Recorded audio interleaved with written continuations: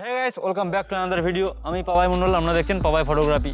তো আজকে তোমাদের জন্য নিয়ে এসেছি একটি ইনডোর ফটোশ্যুট। তো ইনডোরে আমি খুব কমই শ্যুট করি বা করা হয়েছে আজ পর্যন্ত। আমি যা শ্যুট করেছি বেশিরভাগ আমি আউটডোরে শ্যুট করেছি।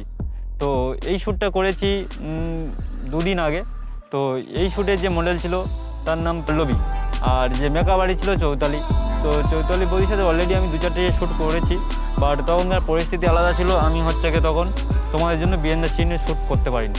তো তাই ভাবলাম তোমাদেরকে একটা শ্যুট করে দেখিয়ে দিই আমরা ইনডোর শ্যুট কেমনভাবে কী করি, আর কেমন লাইট হওয়া উচিত, কেমন ডাইরেকশানে ও রাখবে।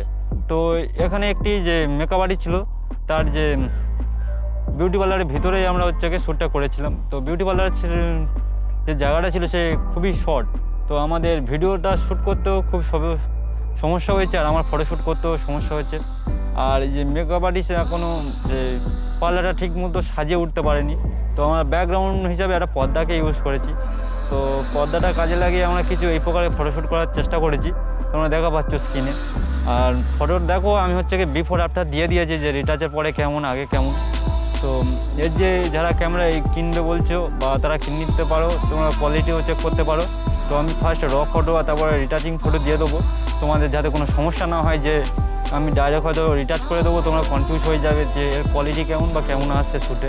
তোমাদের এর থেকে আমি বলবো অনেকটা হেল্পফুল হবে। তো গাইস, তোমরা ভিডিওটা পুরো দেখো, দেখলে তোমরা বুঝতে পারবে। আর এই শ্যুটে ততটা কিছু বলার নেই।